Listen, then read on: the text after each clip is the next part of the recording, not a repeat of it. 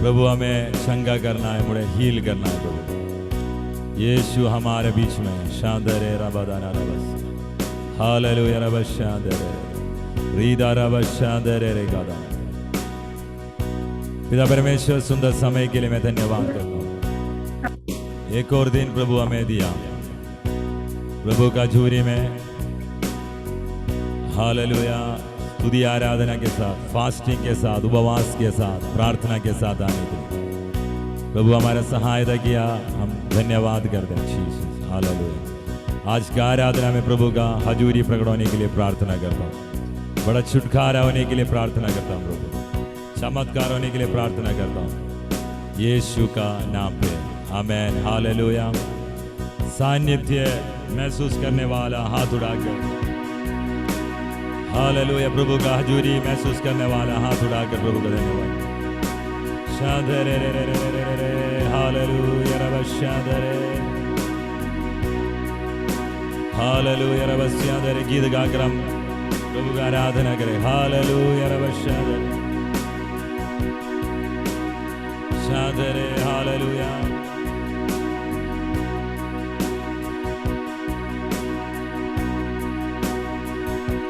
Hallelujah हालेलुया hallelujah.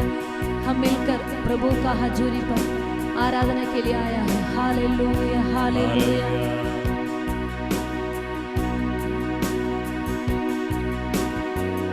करते हैं तेरी हम स्तुति, हृदय की गहराइयों से करते हैं तेरी हम स्तुति, हृदय की गहराइयों से। यीशु तू ही है, तू ही है हमारा प्रभु। यीशु तू ही है, तू ही है हमारा प्रभु। करते हैं तेरी हम स्तुति, ओ हृदय की गहराइयों से मिलकर गाए। करते हैं तेरी हम स्तुति, हृदय की गहराइयों से। यीशु तू ही है, तू ही है हमारा प्रभु।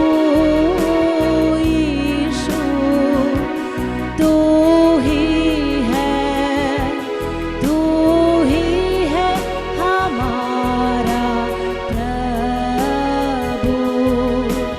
महिमा हो तेरी, महिमा हो तेरी, महिमा हो तेरी, महिमा हो तेरी।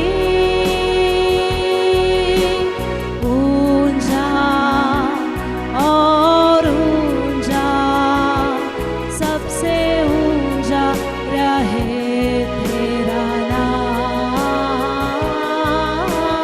ऊंचा और ऊंचा, सबसे ऊंचा रहे तेरा नाम। करते हैं तेरी हम स्तुति, हृदय की गहराइयों से मिलकर गाए। करते हैं तेरी हम स्तुति, ओ हृदय की गहराइयों से। यीशु तू ही है,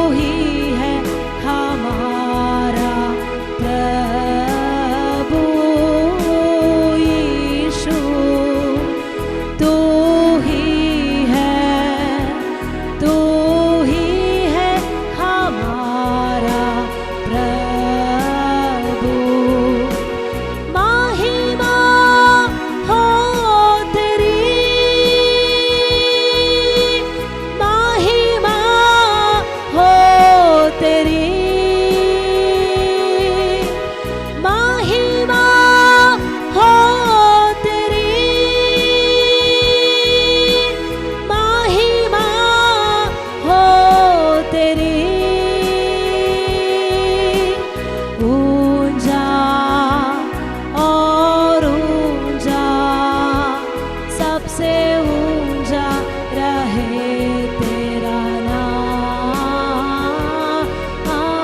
ऊंचा और ऊंचा, सबसे ऊंचा रहे यीशु नाम। करते हैं तेरी हम स्तुति, हृदय की गहराइयों से मिलकर गाए। करते हैं तेरी हम स्तुति, हृदय की गहराइयों से। ओ यीशु तू ही है हमारा प्रभु। यीशु तू ही है हमारा प्रभु। यीशु तू ही है हमारा प्रभु। ओहो यीशु तू ही है हमारा प्रभु। महिमा हो तेरी, मिलकर गाए। ओ महिमा हो तेरी, आहा महिमा हो तेरी। ओ महिमा हो तेरी, ऊंचा और ऊंचा, सबसे ऊंचा रहे यीशु नाम। ऊंचा और ऊंचा, सबसे ऊंचा रहे यीशु नाम। शेखेरे बाला रगस्यंदलारिया, शेबाना रबसिया थेरिया रमाना शंदलारिया। हालेलुया हालेलुया हालेलुया। हृदय की गहराइयों से धन्यवाद बोलिए। हालेलुया हालेलुया। स्तुति आराधना बोलिए। शगरबस्यंदलारिया। हालेलुया रिबसिया थेरिया। ओ रिबाना बसिया थेरिया, रखना मना बसिया थेरिया रबना शंदले। हालेलुया हालेलुया हालेलुया। हाथ उठाकर हालेलुया रिबसिया नरा शंदलारिया, रे बाबा रबसिया अंधेरिया, शगला रबसिया अंधेरिया। हालेलुया हालेलुया हालेलुया हालेलुया। रे खेरिया रबनसिया अंधेरिया, शगला रबसिया अंधलारिया। आत्मा और सच्चाई में आराधना करने के लिए प्रभु हमको सहायता करेगा। Hallelujah hallelujah. ओ रिबसिया अंधेरिया, शेखेरिया, राजाओं का राजा, प्रभुओं का प्रभु, महिमा में रहने वाला, स्तुति में रहने वाला। हालेलुया। रे बाबशिया थेरिया से लखरमना शांतिया रसिया देरिया। Hallelujah hallelujah. कितना लोग महसूस कर सकता है? हालेलुया। प्रभु हमारा बीच में है। हालेलुया। रे खेरिया शे रबसिया रियंदे, रबा बाबा रबसिया थेरिया रे। हालेलुया हालेलुया हालेलुया हालेलुया। हमारा यीशु जैसा कोई नहीं है। हालेलुया। हमारा प्रभु जैसा कोई नहीं है। हालेलुया। इस दुनिया के सारे देवताओं में सबसे महान, हालेलुया हालेलुया, यीशु जैसा कोई नहीं है। हालेलुया हालेलुया हालेलुया। अनुभव किया लोग, हाथ उठाकर ऊंची आवाज में हालेलुया बोलिए। मेरा यीशु जैसे कोई नहीं है। हालेलुया हालेलुया हालेलुया। रेखेरिया शेथेरिया रबाना सियंदलारिया, रबा बाबा रबसिया थेरिया रबाला शंदलारिया। हालेलुया। एक और गीत गाकर हम प्रभु का हजूरी में ताली बजाकर हालेलुया आराधना करें। शाखा रबसिया थेरे रे बाला रबसिया अंधेरिया। हालेलुया। हमारा प्रभु जैसे कोई नहीं है। हालेलुया हालेलुया हालेलुया। स्वर्ग में नहीं है, स्वर्ग में हो या धरती पर तेरे समान, यीशु के समान कोई नहीं है। हालेलुया हालेलुया हालेलुया।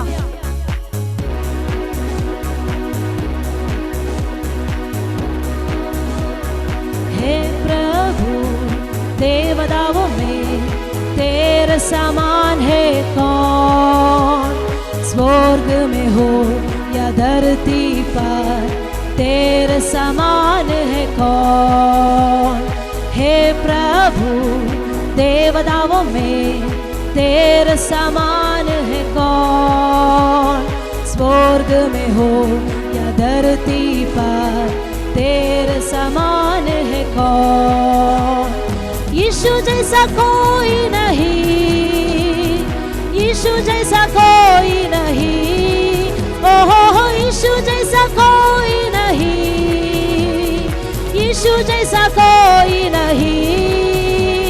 स्वर्ग में हो या धरती पर तेरे समान है कौन, स्वर्ग में हो या धरती पर तेरे समान है कौन।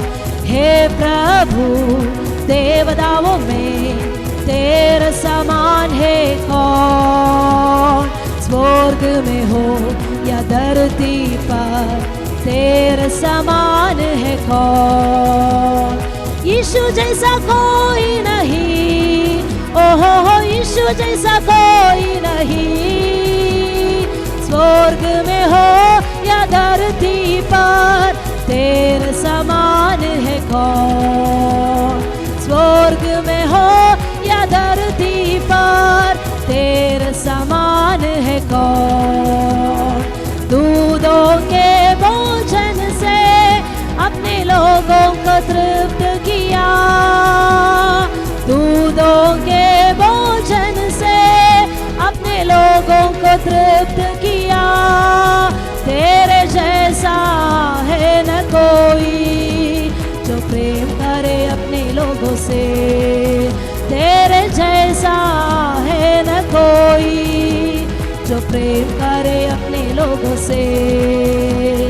यीशु जैसा कोई नहीं, यीशु जैसा कोई नहीं, यीशु जैसा कोई नहीं, ओहो यीशु जैसा कोई नहीं। स्वर्ग में हो या धरती पर तेरे समान है कौन, स्वर्ग में हो या धरती पर तेरे समान है कौन। स्वर्ग में हो या धरती पर तेरे समान है कौन, स्वर्ग में हो या धरती पर तेरे समान है कौन। हे प्रभु देवताओं में तेरे समान है कौन, स्वर्ग में हो या धरती पर तेरे समान है कौन। यीशु जैसा कोई नहीं, यीशु जैसा कोई नहीं, यीशु जैसा कोई नहीं, यीशु जैसा कोई नहीं। स्वर्ग में हो या धरती पर तेरे समान है कौन, स्वर्ग में हो या धरती पर तेरे समान है कौन। स्वर्ग में हो या धरती पर तेरे समान है कौन, स्वर्ग में हो या धरती पर तेरे समान है कौन। शेखारा बानस्या तेरिया शेखारा बाला रगस्या थलारिया। अन्य भाषा में रीधन राधन रागधना दे रीधा राबा राबा दाना ताली बजाकर अन्य भाषा में Ribadana rabadana ridana radana ridana raga dana raba dana raba dana raba ridana raba Shamde ridana radana radana ridana radana radana radhe ridana raba dana raba dana raba Ridhara badana raba dana raba dana raba ribadana rante ridana radare Hallelujah, Rabashadare, Ridara Radana Radana Radhe, Ridara Gadana Laba, Ribadanadare. Hallelujah, धन्यवाद करता हूँ प्रभु. Hallelujah, यीशु हमारे मध्य में है. Hallelujah, यीशु हमारे बीच में है. Hallelujah. ओ हमें छुड़ाने वाले जीवित है. Hallelujah, रबस्यादरे. लाल समुंदर में बीच में रास्ता खोलने वाला प्रभु हमारे बीच में. Hallelujah. प्रार्थना को उत्तर देने वाले प्रभु हमारे बीच में. आमेन. हालेलुया. सुंदर समय के लिए धन्यवाद करता हूँ. हालेलुया. जीसस यीशु मसीह का नाम पे. आमेन. हालेलुया. हालेलुया. परमेश्वर का दास हमारे बीच में हैं. हालेलुया. आमेन. देश और विदेश में और आमेन कनौरी का आमेन. हालेलुया. उस जगह पर पंजाब और हरियाणा का बॉर्डर पर प्रभु एक जागृति के लिए इस्तेमाल किया हुआ परमेश्वर का दास है. उनको हम ताली बजाकर अभी इस समय स्वागत करेगा. आमेन. हालेलुया. प्रभु का दास के लिए. हालेलुया. आमेन. आमेन. हालेलुया. रबस्यांधरे. आमेन. हालेलुया. Welcome pastor. आमेन. हालेलुया. हालेलुया. परमेश्वर को स्तुति हो. आज 21 दिन के उपवास प्रार्थना में आपका साथ जुड़ने के लिए परमेश्वर ने मुझे सहायता किया. 15वां दिन शाम का वक्त आप सबका साथ प्रभु यीशु मसीह को धन्यवाद करने में, प्रभु यीशु मसीह के नाम को महिमा करने में परमेश्वर ने सहायता किया. परमेश्वर को मैं धन्यवाद देता हूँ. इस समय में प्रभु का दास पास्टर निजिल, उनका फैमिली और आया हुआ हर परमेश्वर का भक्तों को प्रभु यीशु मसीह के नाम से कनौरी से हम जय मसीह के देते हैं. परमेश्वर आप सबको आशीष दे. आज के दिन हमारे जीवन में एक आशीष का कारण बने. आज के दिन परमेश्वर का नाम महिमा होने वाला रात होने दे. आज के दिन ये उपवास प्रार्थना में हम परमेश्वर की उपस्थिति में बैठकर अपने आप को झांझने के एक दिन होने दे. प्रार्थना के साथ हम परमेश्वर की उपस्थिति में बैठेंगे. कुछ समय का चिंता के लिए फिलिपियों का पत्री अध्याय 2 उसका 5वें आयत हम पढ़े. फिलिपियों का पत्री अध्याय 2 उसका 5वें आयत. वहां पर इस प्रकार प्रेरित पौलुस हम सबसे कहता है, जैसा मसीह यीशु का स्वभाव था वैसे ही तुम्हारा भी स्वभाव हो. हालेलुया. जैसा मसीह यीशु का स्वभाव था वैसा ही हमारा भी हो. प्रेरित पौलुस अपने जीवन में सीखा हुआ महत्वपूर्ण बात है. जैसा मसीह यीशु का स्वभाव था वैसे स्वभाव में बदलना. प्रेरित पौलुस के बारे में जब हम सीखे तो प्रेरित पौलुस प्रेरित बनने से पहले उनका जिंदगी वो बहुत एक अमीर खानदान का एक लड़का, एक फरीसी है, पढ़ाई लिखने वाला, धार्मिक बातों में 1 नंबर में, गमालिएल नामक एक सबसे बड़ा श्रेष्ठ गुरु का पावन तले बैठकर सीखा हुआ एक प्रभु का दास और यहूदियों का धर्म के लिए वो जान भी देने के लिए तैयार होने वाला एक व्यक्ति. इतना परमेश्वर का प्रेम करने वाला, यहूदी लोगों के धर्म को मान्यता देने वाले के व्यक्ति. जब प्रभु यीशु मसीह के बारे में उन्होंने सुना, यीशु कौन है उनको मालूम भी नहीं, उन्होंने सोचा कि नया धर्म वो हमारे यहूदी देश में आ गया और यहूदियों को धर्म परिवर्तन कर रहा है. इसी कारण से उन्होंने जो मसीह बना हुआ लोगों को सताने के लिए शुरू किया, अपने जीवन का लेशी बना लिया। जिन लोग यहोवा परमेश्वर को छोड़कर यहूदी धर्म को छोड़कर जा रहा है, उन्हीं लोगों को धमका के, डरा के, नहीं तो मार के, पीट के, नहीं तो कदम करते हुए, जेल में डालते हुए, किसी भी हालत में उन्हीं लोगों को वापस लेके आना, नहीं तो यहूदी धर्म में वापस लेके आना। ऐसे सोचने वाला एक व्यक्ति, यहूदी धर्म के लिए इतना हिम्मत में चलने वाले के व्यक्ति, इसी कारण से सब यहूदी लोग उनके ऊपर भरोसा किया और अधिकार पत्र लेके वो मसीह लोगों को मार डालने के लिए, तो पकड़ के जेल में डालने के लिए, धमकाने के लिए, डराने के लिए वो निकल गया।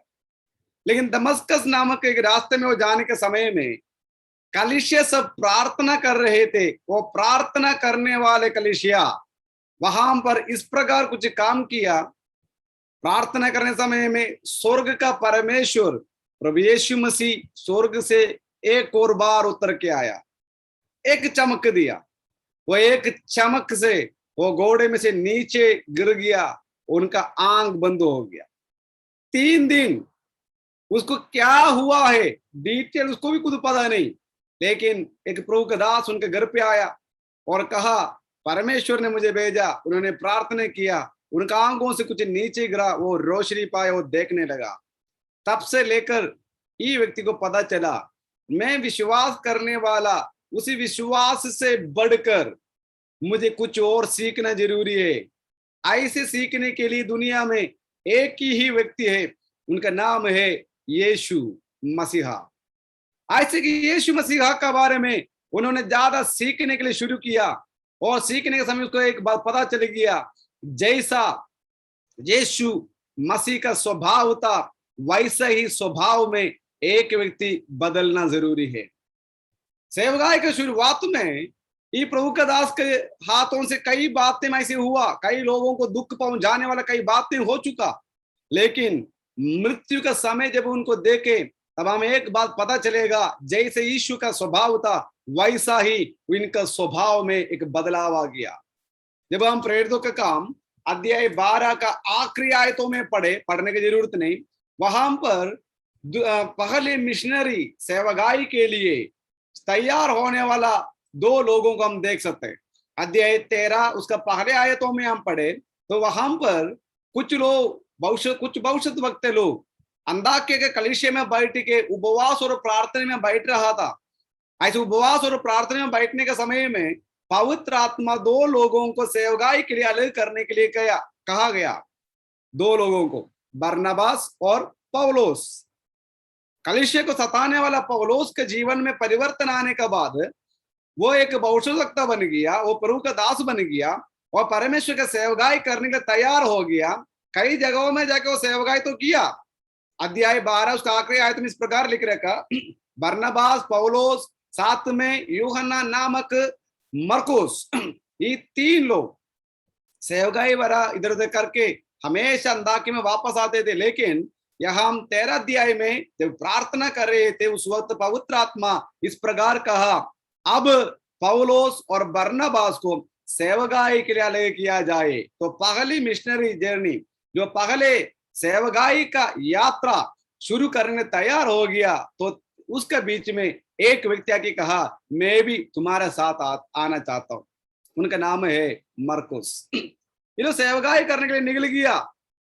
मरकुस ने सोचा सेवकाई करना बहुत आसान है, कारण किसी भी घर पे जाएंगे, पादरी को बहुत इज्जत मिलता है, ठीक है, बढ़िया चाय मिलता है, वहां पर जो भी बनाया हुआ सबसे बेस्ट पार्ट पास्टर को मिलता है, तो शायद कुछ पैसे भी मिलते होगा। तो उन्होंने सोचा ठीक है पादरियों का साथ चला तो मेरे भी हाल बिल्कुल बढ़िया।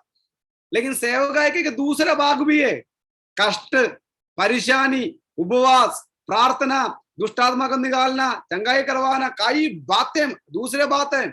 लेकिन उसके लिए शायद अपना जीवन ही खुद बलिदान करना पड़ेगा। ऐसी का अवस्था में होके कई बार जाना पड़ता है। तो सेवकाई का रास्ते में बरनबास और पौलुस को परमेश्वर का आत्मा ने अलग करने के लिए कहा।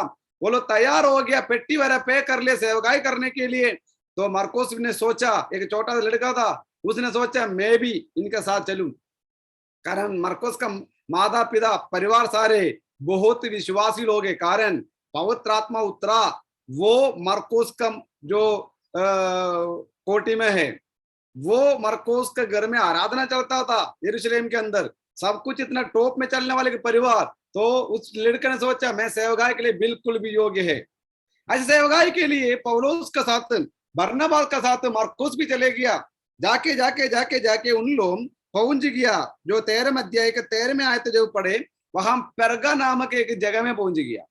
वहां पर पहुंचने के समय में सेवकाई का असली मतलब समझ में आ गया। कष्ट है, परेशानी है, पिटाई मिलने के चैन से शायद मर भी जाएंगे, कोई गारंटी नहीं वापस यरूशलेम में पहुंच जाए, नहीं तो अंताकिया में पहुंचेगा, किसी भी प्रकार से कोई उम्मीद ही नहीं। ये सारे बातों को देखते हुए डरना शुरू हो गया। अच्छा, डरने वाला मरकुस ने मन में सोचा ये पागल जैसा पौलुस का साथ चलने से अच्छा है चुपचाप बैठ के यरूशलेम में कलीसिया में ताले बजे गीत गा के बैठे।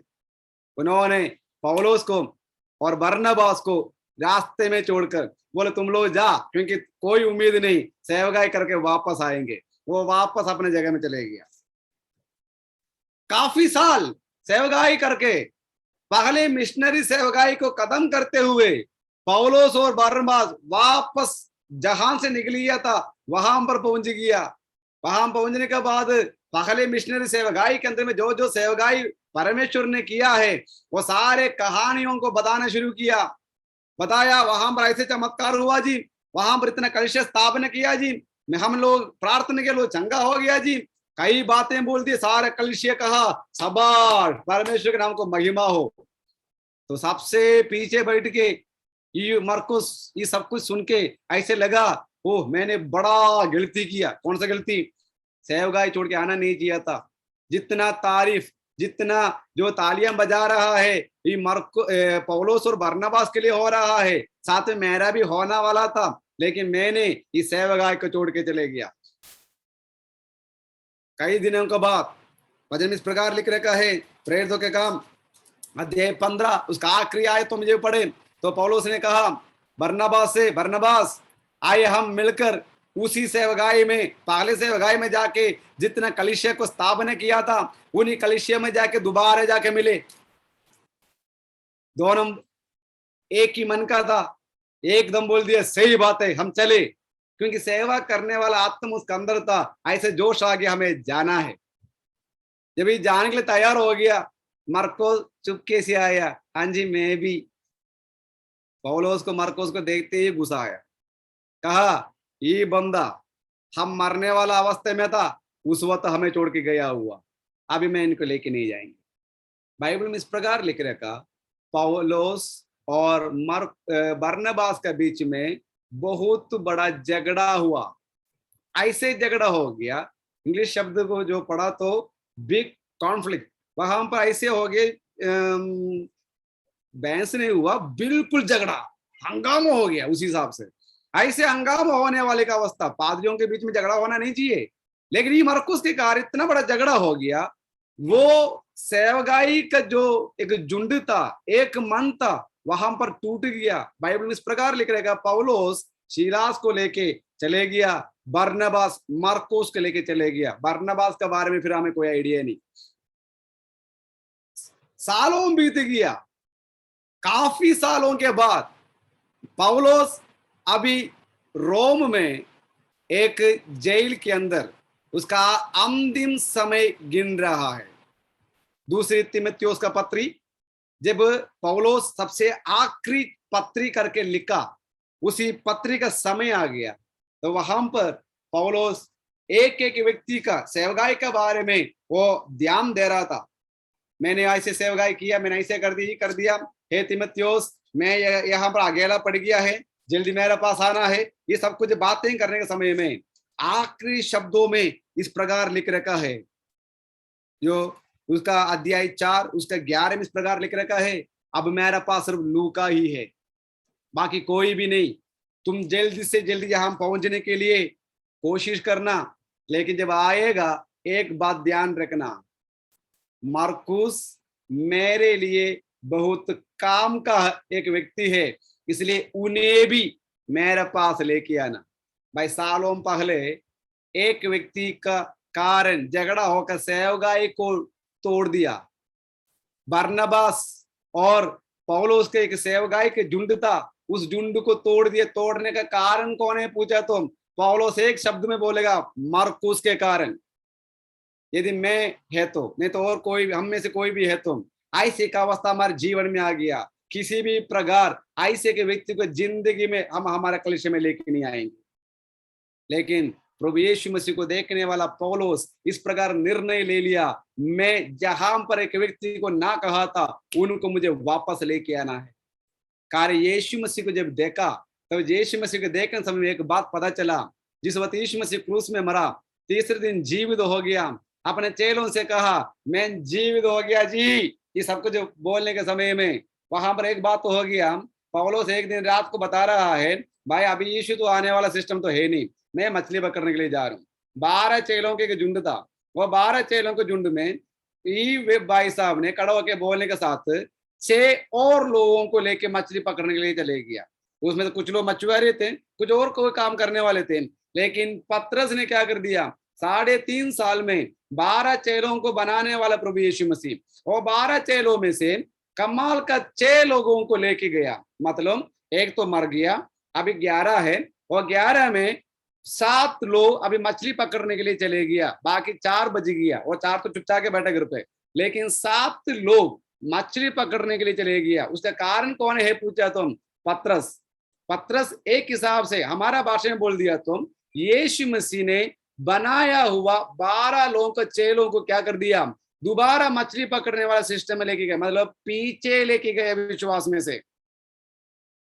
लेकिन वो यीशु ने क्या किया, यीशु पतरस के पास आके कहा, क्या इन सब से ज्यादा तुम मुझसे प्रेम करते हो? उनके पीछे देखा ले नहीं, उन्होंने किया हुआ हर गलतियों को माफ कर कर उन्हें कलीसिया का प्रथम व्यक्ति बना दिया। कलीसिया को संभालने के लिए कहा गया, कलीसिया के अंदर पवित्र आत्मा का अभिषेक उतरने के समय में उन्हें खड़ा कर दिया प्रभु यीशु मसीह ने। 11 अन्य चेलों के साथ खड़े होकर प्रचार करने के लिए एक अनपढ़ पतरस को परमेश्वर खड़ा कर दिया। ये कहानियों को जानने वाला पौलुस को पता चला, जैसे यीशु मसीह ने किया है उसी प्रकार मेरा भी स्वभाव बदलना है। जिन लोग मेरा बातों को मानता है उन्हीं लोगों का स्वभाव बदलना जरूरी है। ये उपवास प्रार्थना का 15वां दिन, मेरा आवाज को सुनने वाला हर विश्वासियों से एक बात पवित्र आत्मा कहना चाहता है, यदि आपका मन में, आपके विरुद्ध में, नहीं तो विश्वास के विरुद्ध में, आपका कलीसिया के विरुद्ध में, आपका काम का क्षेत्र में, आपका रिश्तेदार के बीच में कोई भी तुम्हारे के लिए अन्याय किया हो, उन्हीं लोगों से प्रभु यीशु मसीह के नाम से माफ करने के लिए परमेश्वर का आत्मा आपको कहता है। हालेलुया। बदला लेने वाला काम परमेश्वर का है, तुम्हारा नहीं। तुम्हें परमेश्वर की उपस्थिति में प्यार करने के लिए परमेश्वर कहा गया है। मेरे प्रियो, आज परमेश्वर की उपस्थिति में हम प्यार करने वाला उसी स्वभाव में आ गया। तो परमेश्वर कहता है जरूर परमेश्वर हमारे जीवन में जरूर आशीष देंगे। प्रेरित पौलुस के जीवन में जब हम ध्यान से देखें, एक बार पौलुस एक अध्याय, एक चिट्ठी लिखा फिलेमोन को। फिलेमोन का किताब जो पत्री जब हम पढ़े, वहां पर एक बात बड़ा इतना कमाल के अध्याय है। मैं सबसे ज्यादा ये अध्याय को मनन करना चाहता हूं, क्योंकि आज भी ये अध्याय में पढ़ने के बाद पौलुस किस प्रकार सोचता है उसके बारे में मुझे कोई आइडिया नहीं। कारण क्या है, पौलुस का सोच इतना यीशु मसीह के जैसे बदल गया है, अनुभव करने भी बड़ा मुश्किल है। ये फिलेमोन की किताब लिखने के समय में पौलुस यहाँ पर फिलेमोन से कुछ बातें बता रहे। जिस वक्त मैं जेल में रहता था उस वक्त मैंने एक व्यक्ति को मिला। उस व्यक्ति का नाम है ओनेसिमुस। ये ओनेसिमुस को फिलेमोन तू जानता है? कैसे जानते हैं? जहां तू रहता है वहां पर ये व्यक्ति तुम्हारा एक गुलाम था। ये गुलाम बनने वाले व्यक्ति तुम्हारे घर से काफी चीजों को लूट के लेके चले गया, तुम्हारे परिवार के लिए बहुत अन्याय का काम कर लिया। फिलेमोन की किताब जब हम पढ़े, उसका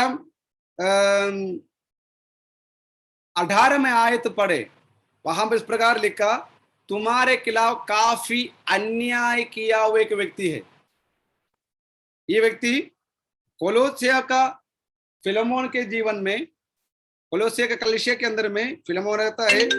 फिलेमोन के घर में ही कोलोसिया के कलीसिया चल रहे। ये फिलेमोन के घर के अंदर में एक गुलाम बन के रहने वाला ई ओनोसिमोस अब वहां से भागने का बाद रोम में जेल में जाके फंस गया। उसी जेल के अंदर कैदी बन के रहने वाला पौलोस, वो पौलोस का सामने फिलेमोन का घर का ई गुलाम पहुंच गया।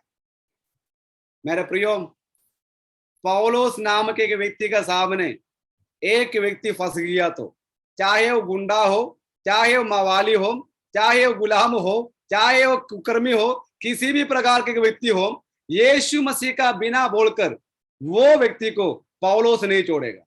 चाहे जेलर हो उसको भी सुनाएंगे, चाहे वो राजा हो उसको भी सुसमाचार सुनाएंगे, चाहे वो गुलाम हो उसको भी सुसमाचार सुनाएंगे। क्योंकि पौलोस का जीवन में एक ही लक्ष्य है, मेरा सामने आने वाला कोई भी व्यक्ति हो उनको मैं क्या करना पड़ेगा, सुसमाचार सुनाना पड़ेगा।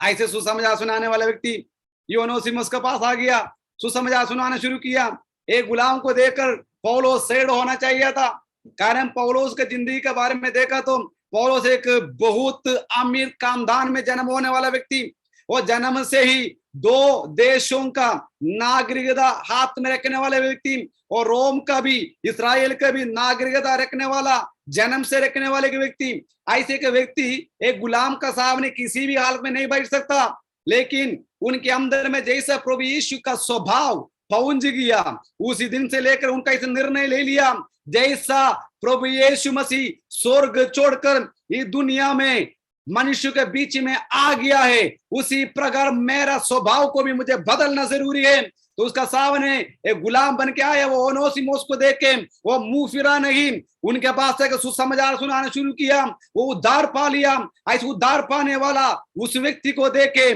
भाई यीशु मसीह का वचन सुना के उनको मसीह में लेके आया। तब उस व्यक्ति ने कहा, मैंने कुछ जुर्म किया। क्या जुर्म किया जी? मैंने कोलोसिया में रहने वाला फिलेमोन के घर में मैं एक गुलाम था, वहां से कुछ अन्याय करके आया। पौलोस बड़ा खुश हो गया ये सुन के। कारण क्या है, जब एफेसोस में रहने के समय में वचन सुना रहा था, वहां से उद्धार पाया वो व्यक्ति है फिलेमोन। ये फिलेमोन इतना खुश है पौलोस के कारण, पौलोस जो भी कहेंगे वो मानने के लिए तैयार है। ओनेसिमुस अपना जो कैदी बनकर रहने का समय पूरा पौलोस का साथ रहा, उनका सेवा किया, सब कुछ किया। जब सेवकाई सब कुछ खत्म होने के बाद, कैदी बनकर जो जेल में रहने का समय खत्म होने के बाद, पौलोस ने कहा, तुम्हें मेरे साथ रहना मैं बहुत चाहता हूं, लेकिन वो उचित नहीं है, इसलिए तुम अभी कोलोसे में जाना। वहां जाने के बाद फिलेमोन के पास जाकर मैं जो देता हूं इस चिट्ठी को वहां पर पहुंचाना। हालेलुया। वो चिट्ठी है फिलेमोन की चिट्ठी। ये फिलेमोन की चिट्ठी में बताया, ये व्यक्ति पहले तुम्हारे घर के अंदर एक गुलाम था, ये व्यक्ति तुम्हारे घर में गुलाम रहने के समय में बहुत परेशानियां तुम्हारे घर में किया, बहुत अन्याय किया, लेकिन अब ये उद्धार पाया हुआ एक व्यक्ति है। इन्हें अभी गुलाम बना के तुम्हारे घर पे रखना नहीं, इन्हें क्या करना चाहिए, तुम्हारा भाई समझकर तुम्हारे घर में रखना। मेरे प्रियो, आज आप सब लोगों से एक सवाल मैं पूछना चाहता हूं, ऐसे कोई बात परमेश्वर का दास में से कोई भी आप लोगों से कहे, तुम्हारा खिलाफ अन्याय किया हुआ व्यक्ति जिसको आपके घर के अंदर में बिठाने का किसी भी हालत में योग्य नहीं, ऐसे के व्यक्ति को क्षमा कर कर आप जैसा रहता है उसी अवस्था में रखने के लिए बोल दिया, तो हमें से कितने लोग उसी बात में सहभाग होगा, इस बात में हाथ मिलाएंगे। जैसे यीशु का स्वभाव था वैसे तुम्हारा स्वभाव है, तो ये बात को आपको समझ में आएंगे। जिनको तू क्षमा करना है वैसे तू क्षमा करना जरूरी, यीशु मसीह ने अपने चेलों को प्रार्थना करना सिखाया। उसी प्रार्थना के बीच में इस प्रकार कहा, जैसा हम दूसरों का अपराधों को क्षमा करता है, वैसा ही हमारा अपराधों को भी क्षमा किया जाए। फिलेमोन से कहा, फिलेमोन जैसे तुम मुझे तुम्हारे घर में अपनाता है, उसी प्रकार जो व्यक्ति अन्याय करके तुम्हारे घर से भागा है, उनको भी तुम्हारे घर पे लेके आना जरूरी है मेरे प्रियो। हालेलुया। पवित्र आत्मा शक्ति रीति से एक बात बता रहा हूं, आज ही वचन सुनने वाला कई लोगों का हृदय में, कई लोगों के मन में आपका परिवार के खिलाफ, आपके घर के सासू ससुर जी के खिलाफ, आपका भाई बहनों के खिलाफ, आपका पड़ोसियों के खिलाफ, जहां आप काम करते काम करने वाले लोगों के खिलाफ मन में काफी कठोरता है। आप भूल नहीं सकता, आप छोड़ नहीं सकता, किसी को माफ नहीं कर सकता। उसी प्रकार का कुछ कठोरता रखे आप प्रभु में बैठा है। परमेश्वर कहता है, आज ये कठोरता को बदल कर, जैसे प्रभु यीशु का स्वभाव है वैसे का स्वभाव तुम तुम्हारे जीवन में लेके आने के लिए तैयार है, तो आज परमेश्वर की ओर से एक बरकत, परमेश्वर की ओर से एक बेदारी, परमेश्वर की ओर से एक छुटकारा तुम्हारा परिवार के अंदर प्रकट होने वाला रात है। आज परमेश्वर को उपस्थिति में अपनाओं को मन फिराने के लिए, जैसे यीशु का स्वभाव था वैसे तुम्हारा भी स्वभाव बदलने के लिए तैयार है, तो परमेश्वर का अनुग्रह तुम्हारे जीवन में आएंगे। प्रभु यीशु मसीह को कालवरी क्रूस में थोड़ा देख लीजिए। कालवरी क्रूस में रहने वाले यीशु मसीह, हालेलुया। वो यीशु के बारे में इस प्रकार लिख रखा है, उन्हें कोड़ा से मारा गया, उन्हें कांडों का ताज सिर पर रख के टोक दिया। इतिहास में इस प्रकार लिख रखा, जब कांडों के दो मुकुट बनाकर सिर पे लेके ऐसे मारा, तब कील इतना बड़ा बड़ा कील था, वो कांड इतना बड़ा बड़ा था, वो यहां से चढ़कर आंगों से बाहर आ गया, क्योंकि बड़ा सख्त क्या बोलूं चुभने वाला था वो, इतना बड़ा वो कांड, इतना सख्त वाला। इतना दुख सहने के बाद भी यीशु एक शब्द ऐसे अन्याय करने वालों के खिलाफ बात नहीं किया। लगभग 83.5 किलो का कच्चा लकड़ से बनाया हुआ क्रूस को अपने कंधों में लेकर 40 बार कोड़े मारने को शरीर में कुछ भी नहीं है, हड्डी बाहर दिखाई दे रहे, बूंद बूंद करके ऐसे खून बहते जा रहे, ऐसे कि यीशु मसीह ये क्रूस को चक के ऐसे कालवरी क्रूस की ओर जा रहा है। वो यीशु मसीह को थोड़ा देखो, वो यीशु मसीह एक शब्द भी अन्याय का शब्द ने कहा। कालवरी में पहुंच गया। उस क्रूस में 3 कीलों से प्रभु यीशु मसीह को टांगा गया। उनका हथेली में पहले कील टोक दिया, दूसरा हथेली को जबरदस्ती रख के उसमें भी टोक दिया, उसका टांगों को इकट्ठे रख के उनका पाव में बड़ा एक कील से टोक दिया। उसके बाद बहुत बिना रहम से वो क्रूस को गड्ढे में डाला। एकदम उसका शरीर में से ऐसे एक दर्द आ गया, उसका शरीर में जितने भी खून है वो जैसे मोटर चलते उसी प्रकार में चलने शुरू हो गया। फिर भी ये सब कुछ जुर्म करने वाले लोगों के देखकर पिता परमेश्वर से एक प्रार्थना किया, हे पिता इन्हें क्षमा करना। ऐसे क्षमा करने के लिए यीशु ने कालवरी क्रूस में कहा गया। उसी यीशु मसीह का स्वभाव आज हमारे जीवन में होना जरूरी है। हमारे खिलाफ इतना ज्यादा परेशानी करने वाला कई लोग होंगे। कई घरों में हम सोचेंगे हमारा सास ससुर इतना घटिया है, हमारा माता पिता इतना घटिया है, हमारा भाई बहन इतना घटिया है, हमारा पड़ोस इतना घटिया है, हमारा काम करने वाला जगह इतना घटिया है, हमारे रिश्तेदार इतना घटिया है। लेकिन परमेश्वर कहता है वो सबसे प्रभु यीशु मसीह का नाम से सबसे पहले क्षमा करे। जैसे यीशु मसीह ने कालवरी क्रूस में रहते हुए हर मानव जाति के लिए प्रार्थना किया, क्षमा मांगा, माफ किया, उसी प्रकार प्रभु यीशु मसीह का स्वभाव मेरा भी आपका भी जीवन में प्रकट होने दे मेरे प्रियो। जब तक प्रभु यीशु मसीह का स्वभाव आपका जीवन में प्रकट नहीं होगा, तब तक प्रभु यीशु मसीह का अनुग्रह आपका जीवन में नहीं आएंगे।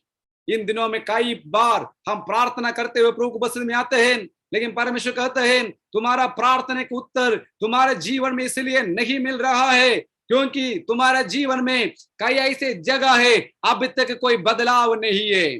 बाइबल कहता है यदि कोई यीशु मसीह में है वो एक नया सृष्टि है, पुराना तो बीत गया, वो एक नया सृष्टि। परमेश्वर कहता है नया सृष्टि बन गया तो वो नया सृष्टि जैसा यीशु का स्वभाव है उसी स्वभाव के अनुसार उनके जीवन में बदलाव होना जरूरी है। मेरे प्रियो, ये वचन को सुनने वाले लोगों का जीवन में आज एक नया परिवर्तन आने दे। पवित्र आत्मा में मैं महसूस करता हूँ सुनने वाला हर व्यक्ति के जीवन में पवित्र आत्मा ऐसे एक बात बता रहा है तुम्हारे जीवन में कहां पर ऐसे गड़बड़ है, कहां पर ऐसे बुराई की बात है, कहां पर ऐसे माफ नहीं कर सकता ऐसे मैगला है, उस जगह में जाकर उन लोगों को माफ करने वाला दिन होने दिया आज। कारण तुम्हारे इंतजार में परमेश्वर भेजावे का आशीष रखा है। वो आशीष इन दिनों में उपवास प्रार्थना के दिनों में तुम्हारे जीवन में प्रकट होने के लिए जा रहे।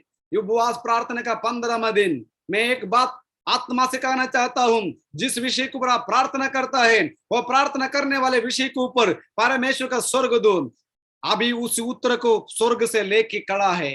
सिर्फ एक कदम तू पीछे है, वो एक कदम क्या है? दूसरों को माफ करने वाला स्वभाव। आज कौन प्रभु यीशु के नाम से अपना दुश्मनों से माफ करेंगे? मेरे प्रियो, तुम जिसको दुश्मन समझता है वो प्रभु यीशु मसीह का प्यारा है। हालेलुया। क्योंकि एफेसियों का पत्र अध्याय 6 में इस प्रकार लिख रखा है हमारा मल्ल युद्ध लेहू और मांस से नहीं। हालेलुया। आजकल हमारा मल्ल युद्ध लेहू और मांस से है, हमारे रिश्तेदारों से है, हमारा खून का रिश्ता जिससे इनसे है, हमारा पड़ोसियों से है, वो सारे लेहू और मांस है। उन लोगों का साथ हमारे मल्ल युद्ध की जरूरत नहीं, वो हमारा दुश्मन नहीं, हमारा दुश्मन और है। उसी दुश्मन को समझने के बाद आपको ऐसे अन्याय से बैठ नहीं पाएंगे, आप माफ करने वाला व्यक्ति बनेंगे। इसलिए कालवरी क्रूस पर 3 किलोमीटर टांगा हुआ प्रभु यीशु मसीह उनके खिलाफ अन्याय करने वाले लोगों के देखकर इस प्रकार कहा, हे पिता उन्हें क्षमा कर। हालेलुया। इस दुनिया में कोई भी ऐसे नहीं कर सकता, लेकिन प्रभु यीशु मसीह कालवरी क्रूस में रहते हुए इस प्रकार कहा, हे पिता उन्हें क्षमा कर। यीशु जो प्रचार किया था वो ही अपने जीवन में प्रकट किया। यीशु ने कहा तुम्हें सताने वाले लोगों को क्षमा करना। यीशु मसीह अपने सताने वाले लोगों को क्षमा किया, उनके लिए माफी मांगा पिता परमेश्वर से। कितने लोगों के पास ऐसे स्वभाव चाहिए? कितने लोगों के पास ऐसे स्वभाव है? कौन कौन चाहता है ऐसे स्वभाव मेरा भी स्वभाव हो? यही मसीहत का स्वभाव है। इस दुनिया में कोई भी धर्म, कोई भी जाति इस स्वभाव के बारे में नहीं बताएंगे, लेकिन परमेश्वर चाहता है तुम्हारे जीवन में ऐसे स्वभाव हो। इसलिए प्रेरित पौलुस ये सारे बातों को जानने के बाद फिलेमोन से कहा उन्हें माफ कर जैसे मैं तुम्हारे घर पे आऊं उस समय में तुम मुझे कैसे खातिरदारी करते हैं उसी प्रकार में उन्होंने तुम्हारे घर पे आएंगे, उन्हें भी खातिरदारी करना है। कमाल की बात है। एक गुलाम बन के रहा, ठीक है, तुझ चीज जानते रहेगा जिंदगी पूरा, मेरे घर में इतना गड़बड़ करके चले गया, उस व्यक्ति को अभी पौलुस एक शब्द बोलने के कारण कैसे में अपना सकता है? पौलुस जानता है, हे मेरे प्रियो, हे मेरे फिलेमोन, मैं तुम्हारे लिए कितना महत्वपूर्ण है उतने ही महत्वपूर्ण चाहिए ओनेसिमोस। Hallelujah, hallelujah. पौलुस खुद अपने जीवन में यही बात का अनुभव किया। जिनको वो दुश्मन समझता था उसी मरकुस को अपने पास आने के लिए चिट्ठी लिखा। कहा गया वो व्यक्ति एक जमाने में मेरे सेवक के लिए रुकावट था, लेकिन उन्हें मेरे पास लेके आओ, वो मेरे लिए बहुत काम का है। हालेलुया। इस दुनिया में मनुष्य बन के जीने वाला कोई भी हमारा शत्रु नहीं है। हालेलुया। प्रभु यीशु मसीह को विश्वास करने वाला व्यक्ति एक बात को जानना, ये दुनिया में हमारे लिए एक ही लक्ष्य है। ये दुनिया में लहू और मांस से जन्म होने वाला जितने भी मनुष्य है वो सब हमारा अपना ही है। उन्हीं लोगों को हम क्या करना चाहिए? प्रभु यीशु का प्यार को दिखाना चाहिए। कुरिन्थियों का पत्र 13 अध्याय जब हम पढ़े वहां पर प्यार के बारे में लिख रखा, प्रेम के बारे में लिख रखा। प्रेम घमंड नहीं करता, प्रेम अनिरीद नहीं चलता, प्रेम गलत नहीं सोचता, प्रेम बुराई नहीं सोचता, बुराई नहीं करता, अधर्म का कामों को नहीं करता। कई बातों के बारे में लिख रखा। प्रेम, परमेश्वर का प्रेम। यदि प्रभु यीशु मसीह में हम रहने वाले लोग हैं तो ऐसे प्रेम में रहेंगे, हमें किसी का साथ दुश्मनी रखने का जरूरत नहीं मेरे प्रिय। Hallelujah, hallelujah. भाई मैं एक और व्यक्ति के बारे में बातें करके मैं समाप्त करना चाहता हूं। उसका नाम है स्टेफानोस। एक ही प्रचार किया उसने। प्रभु यीशु मसीह को इतना ज्यादा प्रेम किया हुआ और कोई है तो मुझे पता नहीं। एक ही प्रचार में उस व्यक्ति को लोग पथरवा करके मार डाल दिया। आपको मालूम है क्या हुआ? पवित्र आत्मा से भरते हुए खड़े होकर हिम्मत में प्रचार करने वाला वो स्टीफानोस, लोगों ने उसको प्रचार को सुनने के बाद पथरवा करना शुरू किया, पथरवा करना शुरू किया। एक एक पत्र उसका शरीर में लगता था। दर्द तो होता है, लेकिन उसको मालूम है प्रभु ने मेरे जीवन में क्या काम करने के लिए कहा था, वो काम को मैंने पूरा कर लिया। उसने आखिरी दम तक प्रभु यीशु का नाम को महिमा किया। जब उसका जान जाने वाला था उस वक्त उसने घुटने को टेका, स्वर्ग की ओर देखा, स्वर्ग खुला हुआ देखा। हालेलुया। वो व्यक्ति मरने के समय में स्वर्ग खोल कर चले गया। क्यों मालूम है? वो यीशु के ऊपर विश्वास करने वाले, यीशु का स्वभाव में रहने वाले जितने भी लोग हो, उन्हीं लोग यीशु का जैसे स्वभाव बदलने के बाद उनका मृत्यु यीशु मसीह में होगा, उनके लिए भी उसी खुला हुआ स्वर्ग में जाने का रास्ता बनाया। जाने से पहले उसने एक बात कहा, हे परमेश्वर, ये लोग जो कर रहा है इन्हें मालूम नहीं, इसलिए इन्हें क्षमा कर। भाई पथरवा करने वाले व्यक्ति को देखकर माफी मांगने वाले का स्वभाव। आज कितने लोग तुम्हारा मुंह में गाली में एक थप्पड़ मारने वाले लोगों को देके माफ कर दिए बोल सकते हैं? हमें तो माफ करना मालूम नहीं, लेकिन सीखना पड़ेगा। जैसा मसीह का स्वभाव था वैसा ही हमारा भी स्वभाव हो। स्टेफानोस का स्वभाव में वैसा ही था, पौलुस का स्वभाव में यीशु का स्वभाव आ गया। वैसे आज ही वचन सुनने वाला हर व्यक्ति के जीवन में प्रभु यीशु मसीह का स्वभाव आने दे, क्योंकि जब तक यीशु का स्वभाव में हम नहीं बदलेंगे तब तक स्वर्ग का स्वभाव में हम बदल नहीं सकता, क्योंकि यीशु का स्वभाव स्वर्ग का स्वभाव है। वो स्वभाव का बिना हम वहां नहीं जा पाएंगे। इसलिए अपना आंखों को बंद करे, अपने सिरों को झुकाए परमेश्वर को बस्ती में। हमें स्वर्गीय राज्य का स्वभाव को अपनाना जरूरी है। आज हमारे जीवन में किसी भी व्यक्ति से अब तक माफ कर नहीं पाया है तो परमेश्वर से कहो, प्रभु मैं आज माफ करना चाहता हूँ, मैं आज बदलना चाहता हूँ। इन वचनों से परमेश्वर आप सबको आशीष दे।